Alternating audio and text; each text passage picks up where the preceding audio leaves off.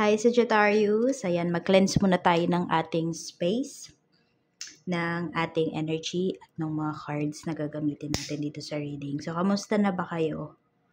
Ayan, pasensya na kayo ha. Nitong mga nakakaraan, ayun, missing in action tayo dito sa channel natin. Pero, yun, sa Facebook ako active. So, yung Facebook page ko is Tarot Intentions by Aliana Reyes. Yan, kung hindi pa kayo nakakapag-follow, so, ayan, follow na kayo doon. Basta pag di ako nag-upload dito, doon ako active. Okay, so, cleanse na natin yung ating space, yung ating energy. So, yung reading nga pala natin ngayon is para sa 2026. Ayan. I hope okay lang kayo. Okay. So, ito is based muna doon sa na-pick up ko during my meditation. So, mas ma-activate po yung pagiging clairaudient ng karamihan sa inyo, Sagittarius. Nga pala, kung feeling ninyo, parang feeling of yung reading na to para sa inyo, feeling nyo hindi kayo talaga makaka-resonate, try nyo pong panoorin yung inyong other signs, Moon, Rising, and Venus sign. Tapos, ingat kayo if, ayun nga, yung clairaudient ninyo. So, meron kayo mabigat na pagdadaanan. Tapos, yung parang feeling mo, nababaliw ka na ganyan kasi may naririnig ka. Pero yun, na-activate lang po yung inyong mga gifts. Tapos, ingat po kayo. So, pwedeng ito kasi yung na-pick up ko no? So, ingat kayo sa mga intimate times ninyo with your partner, with your asawa, kasi pwedeng may mag-record, ganyan, tapos kumalat siya public. Mag-ingat ka, Sagittarius. Pwedeng ito yung some of you ito yung maging sanhi nung mabigat na problema po ninyo. Na doon ma-open kayo into spirituality, mas magiging matatag kayo kung makakayanan po ninyo. Yun nga, yung pagiging clairaudient po ninyo, ma-activate talaga siya this 2026. Tapos, meron pa akong narinig na nagbabatian ba? Panyera. So, may makakapasa dito sa bar exam. So, congratulations po kaagad. Ano pa ba? Tapos, airport to airport. Ingat po kayo dun sa mga sabihin natin kung kayo ay nagbabalak magpunta ng ibang bansa. Ingat kayo dun sa agency, basta kung sino man yung kausap ninyo, recruiter ninyo, mag-ingat po kayo, double ingat kayo, okay? Kasi pwedeng ganun lang yung maging biyahe ninyo. Mapabalik kayo kaagad. Or pwedeng kung may travel kayo, mayroong ganap sa airport, tapos doon sa airport na kung saan man kayong bansa pupunta, saan kayo basta yun, may problem. Ganun yung pinapakita rito. Kaya you make sure na yung mga papers po ninyo okay talaga yan, no? Sagittarius, yun yung pinapakita sa akin through my meditation. So tingnan na natin kung ano pa yung mensahe para sa'yo. Tignan natin ito. This is for you, Sagittarius, Sun, Moon, and Rising.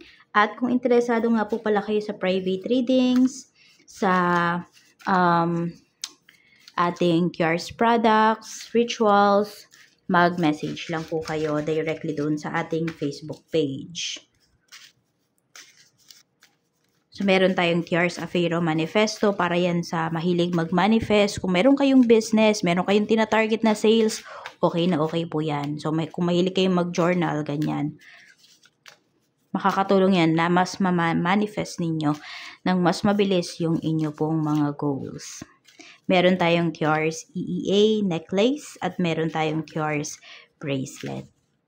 Pangontra sa gayuma, sa kulam, sa barang, sa sumpa, sa mga naiinggit po sa inyo, mga nag-i-evil eye. Pwede rin kayo mag-wish dyan actually. Pampaswerte po yan sa love life, sa career, sa business, sa travel, sa health. Pangontra din po pala yan sa malakihang aksidente. So, okay, tingnan na natin. Kuha tayo ng 10.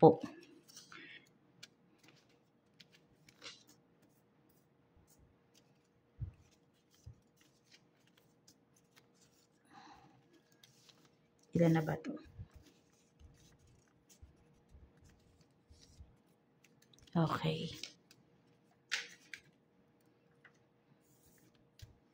So, meron tayo ditong pure intention. So, kung ano man yung mga gagawin mo, you make sure na pure yung intention mo, malinis yung kalooban mo. Ayan, pwede rin na may mga bago kang tao na makikilala sa Sagittarius at mararamdaman mo talaga na pure yung intention sa'yo ng mga tao na yun. So, we also have healing. Meron, madidiscover nyo rin na meron kayong healing powers, you know.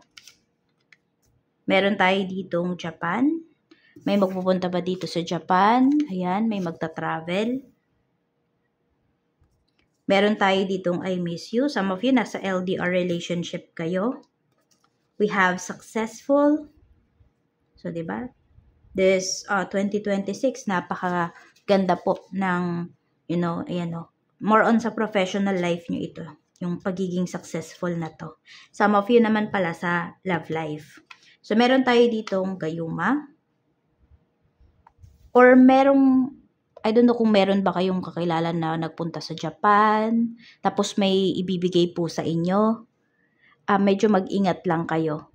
Pwedeng meron kasing karga yung ibibigay sa inyo ng tao na yon. Whether kahit ano man yun mga gamit, ganyan. Basta kung ano man yung pasalubong sa'yo ng tao na yon, i-cleanse mo muna. Lalo na kung ma-feel mo na yung tao na yun, mayroon yung gusto sa'yo. Or basta iba siyang tumingin sa'yo. Ganyan. We have beauty salon.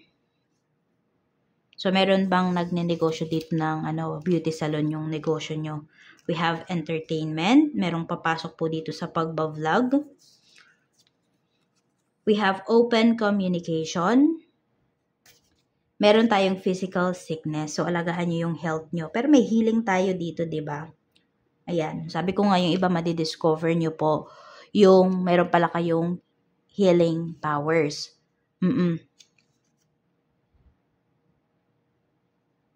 More on herbal yung pinapakita dito. So, alagaan nyo yung health nyo ha. Tignan natin ano yung theme ng 2026 mo.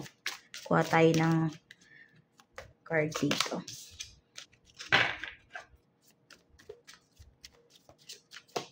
Meron tayong 6 of Cups. So, actually, madami namang mga good things na mangyayari sa'yo eh. Pero kasi, 6 months, madaming mga blessings na paparating sa'yo. 6 months, may mga pagsubok na pagdadaanan. So, yung sabihin natin, hindi to yung kunwari, dire-diretsong 6 months. Pwedeng putol-putol yan, pero 6 months in total, ganyan. So, every time na, ayan, magaganda yung mga nangyayari sa life mo, talagang sulitin mo po ito. Parang enjoy talaga every moment. So, ganun naman talaga ang life natin. Hindi yan laging malungkot, hindi din yan laging masaya. Diba? Balance yan. Kaya, you enjoy the moment. Marami din po sa inyo dito, makikilala nyo talaga yung soulmates nyo. Soulmates, kasi marami tayong soulmates. Could be nga, diba? Could be a friend, you person, yan po. Or mapapatunayan mo talaga na yung karelasyon mo, kung meron ka man karelasyon ngayon, asawa, siya talaga yung soulmate mo. Mayroon talagang nakakamiss sa'yo dito. Yan o. So, baka may mag-for good na. Pwede. May mag-for good na rito.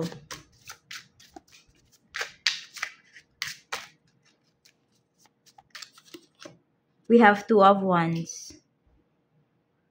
So, may nasa long distance relationship. Ayan yung pinapakita, oh.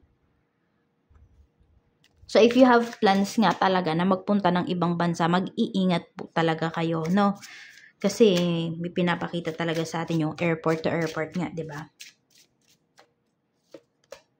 We have the Hanged Man. Pag-isipan mo daw talagang mabuti. May tao din dito na magsasacrifice for you. Tignan natin, okay, ano yung, parang most of the time, ngayong 2026, ano yung mafe-feel mo? Eight of Pentacles, busy-busy ka dito. Yun nga, parang lagi kang pagod kasi sobrang daming trabaho. Kaya alagaan mo talaga yung physical health mo. Okay? Yung katawan mo, alagaan mo yan. So, kung kailangan mo mag-vitamins, or yun nga, yung iba sa inyo, ayaw nyo ng synthetic medicines, pwede kayong mag-herbal. Parang instead of, sabi natin, coffee, tsaa na lang yung iinumin ninyo, yung ganyan. Two of Swords. And may mga doubts din kayo rito. Darating kayo dun sa point na yun ng life nyo na parang nagdududa kayo sa sarili ninyo kung kaya nyo bang gawin yung isang bagay, matatapos nyo kaya yung bagay na to, ganyan. So, always believe in yourself. Balance nyo yung inyong, yung inyong root chakra.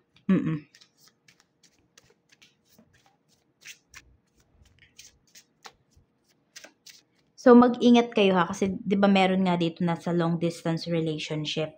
So, 'di ba nga nami-miss ka ng person mo. Kaya mag-ingat nga po kayo dun sa mga intimate times, moments ninyo. No, kasi baka mamaya nire-record hindi nyo alam. Kaya ingat kayo.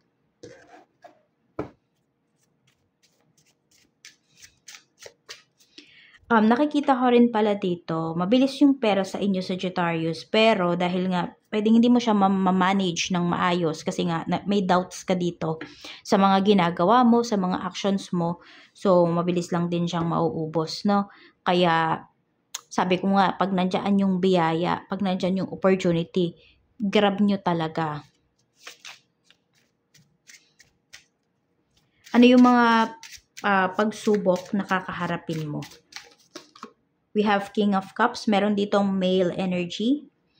This is about emotion. So, marami nga talaga magiging emotional din ngayong taon na to. We have the Hierophant. We have Queen of Swords. May madaming misunderstandings sa relationship mo with your person or kung sino man tong kasama mo sa isang grupo. Ayan, meron kang kasama sa isang grupo, meron kayong misunderstanding ng taong to. Parang lagi nagka-clash yung energy nyo. Lagi kayo nagka-clash, lagi kayo nag-aaway. We have Death card. Meron tayong Two of Cups. So, may ano lang dito, may, okay. Meron ba dito kasal kayo, tapos hiwalay? Ayan, separated yung iba po. Meron kasi pinapakita na new person dito. For some of you naman, may challenge talaga kayo nakakaharapin dito sa love life ninyo. Pero pinapakita naman maaayos siya. Kailangan lang ito, yung person mo, wag siya maging masyadong emotional. Tapos, ikaw naman dito, kailangan direct yung magiging approach mo sa kanya. May pagka, alam mo yung sensitive siya sa nararamdaman niya, pero insensitive siya sa nararamdaman mo. So, medyo kulang siya sa EQ, ganyan. Kaya mag-iingat. So, marami sa inyo love life talaga ang magkakaroon kayo ng problem eh. Tignan pa natin kung ano pa yung mensahe para sa'yo. Okay, tignan naman natin blessings na paparating para sa'yo. So, huwag kayong matakot kapag ito yung pinapakita sa atin negative. So, kaya nga to pinapakita sa inyo para maiwasan po ninyo. Diba? Ma-prevent ninyo. Kasi nothing is set in stone naman. Kahit negative yung nakita natin dito, meron na kayong alam. So, kaya nyong baguhin yan. We have Four of Wands. May makakapagpatayo ng bahay or pwedeng matatapos na yung bahay na pinapatayo po ninyo. Magkakaroon kasi kayo dito ng permanent place eh. So, pwede rin sa trabaho to, magkakaroon kayo ng, pwedeng mara-regular na yung iba sa inyo, ganyan. So, mas marami kayong benefits na makukuha, diba? Ace of Wands, travel din talaga, pinapakita yan sa inyo.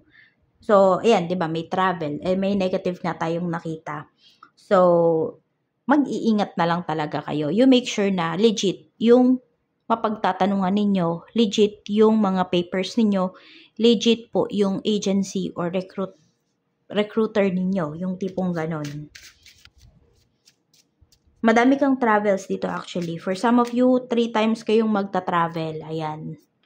Oo. Yung parang sabihin natin, ito na yung parang pinaka-biggest travel mo. Yung pinaka-inaabangan mo, ganyan. We have the lovers. Tingnan mo, may love life lagi talaga na lumalabas dito. Ayan, Sagittarius. Some of you, mas magiging maganda pa yung relationship ninyo. Pero sa bagay, sinasabi rin naman dito, di ba? Kung ano yung di nyo pagkakaunawaan, ayan, or ano man yung mga gusot dito sa inyong relationship, pwede talaga siyang maayos. Tignan natin. Okay, sa family, energy ng family ngayong 2026. Meron tayo ditong 9 of Wands. Meron tayo ditong Judgment. At meron tayo ditong 9 of Cups. Sobrang ano ba? Preserve. Tama ba? Tama ba yung word ko? O reserve. Medyo may mailap po dito na family members mo. Pero alam mo, kahit sobrang ilap nito sa'yo or di kayo masyadong nag-uusap, baka kasi tahimik lang yung tao na to, no? Sobrang saya niya sa mga achievements mo. Very proud siya sa'yo. Yun ang pinapakita rito. Tapos kung meron po kayong, sabi natin, kayo yung nasa Pinas, no? Meron kayong family members na nasa ibang bansa. Hindi kayo kinakalimutan ng taong to. Sinasama niya kayo dun sa goals niya, no? Kaya lang kasi, ayun, meron din kasi tayo ditong 9 of Wands. Naglalagay lang siya ng boundaries. Pero kasama pa rin po kayo doon sa goals niya, sa mga pangarap niya. Yan, sa mga nangyayari sa life niya. Parang di niya lang masabi sa inyo yan ngayon.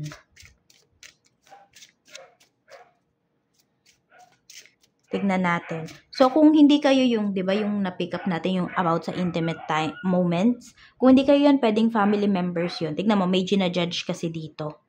So, tignan mo ha, baka mamaya may nade-depress ka dyan na family members, relatives. So, tignan mo, tanungin mo, pwede mo siyang alalayan. No? Tingnan natin, ano pa, pagdating sa work. We have 3 of Swords. Page of Wands. Mukhang may magre-resign sa work dito. Pero tingnan natin, we have 4 of Swords. Pinag-iisipan pa lang. So, pwedeng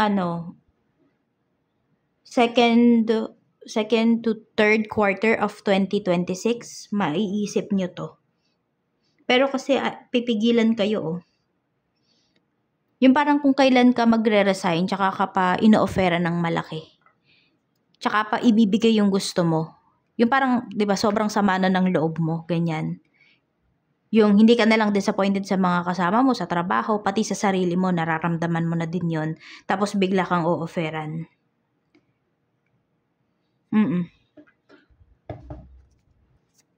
Tignan natin.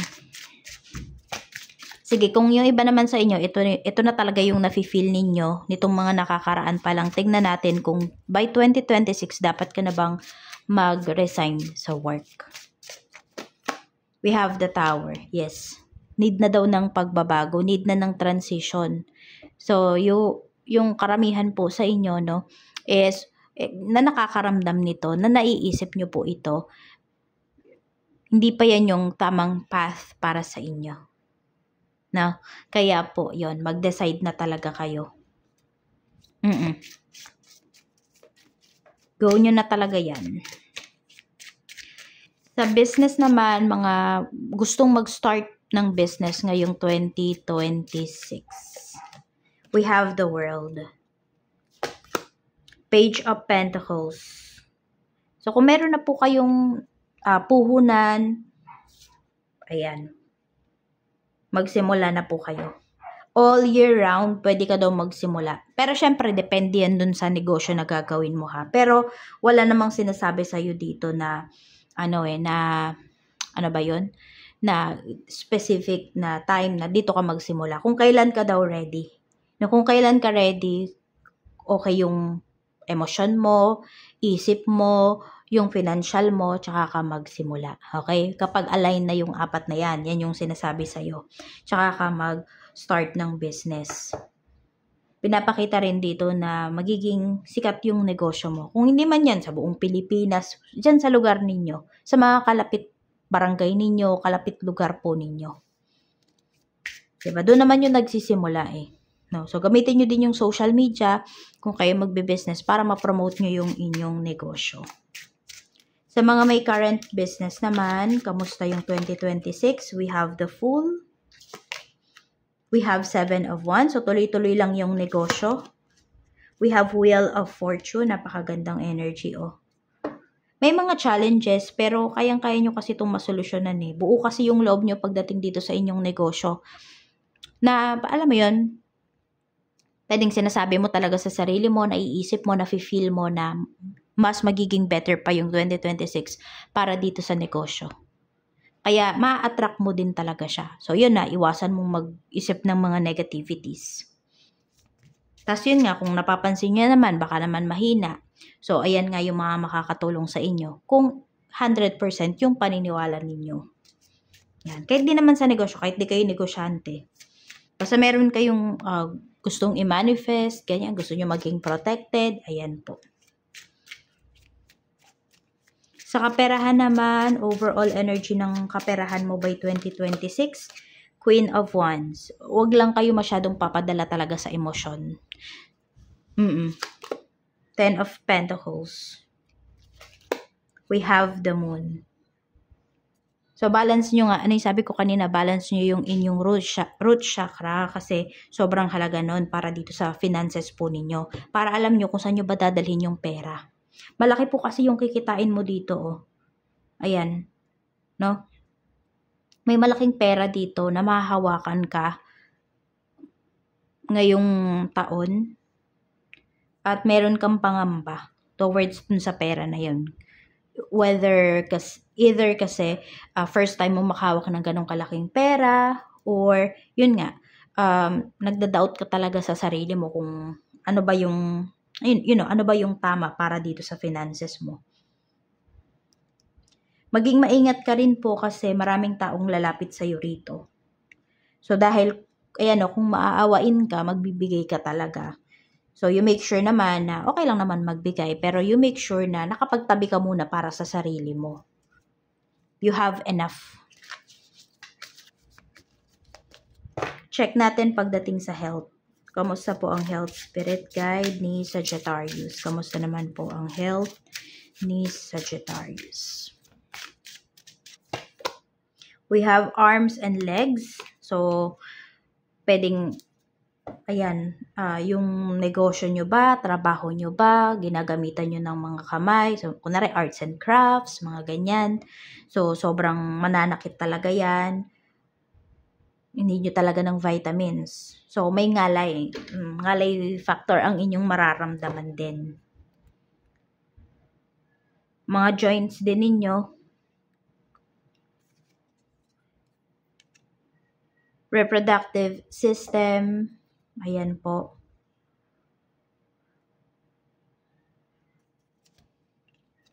We have head, face, and skull. So, physical health nyo talaga, no? Dito kayo makakaramdam ng mga sakit. Sa arms and legs, sa pwedeng puson, pwedeng sa private part po ninyo. Head, face, and skull sa mukha. So, mag-ingat kayo ha, kasi mukha yan. No? Pag meron kayong nararamdaman na kakaiba, talagang pa-check po kayo. Baka laging masakit ulo nyo, or nawawalan ng pakiramdam, ganyan. So, pa-check. Huwag kayong, okay lang naman na nag-herbal kayo, pero, diba, kung kaya nyo naman na ipa-check up yan, pa-check up nyo po.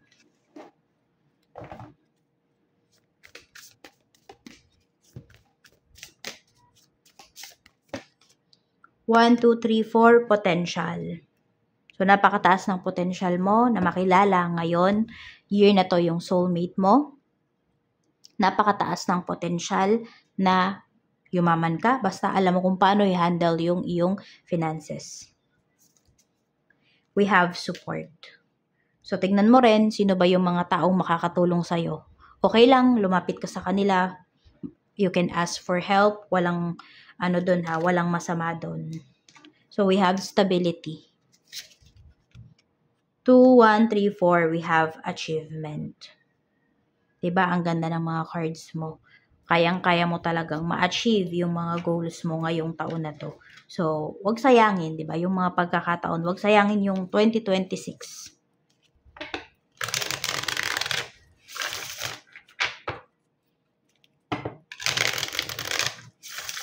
So, lagi mong makikita yung mga, ayan, 1, 2, 3, 4, 2, 1, 3, 4. Basta, mga number na yan. Tapos, 3, 3, 3, 4, 4, 4. So, pag nakikita mo to, tapos meron kang problem sa mga tao sa paligid mo, yan, okay. Pag may mga problems ka sa paligid, pwedeng ito yung mga numbers na makikita mo, itong 333. Tapos, pag may problem ka naman sa money, ayan, we have 44. Or kapag merong isang opportunity na meron ka talagang magigain doon, ayan po, pwedeng makikita mo yan. Basta yung mga pabor na bagay para sa'yo, itong mga numbers na to yung makikita mo.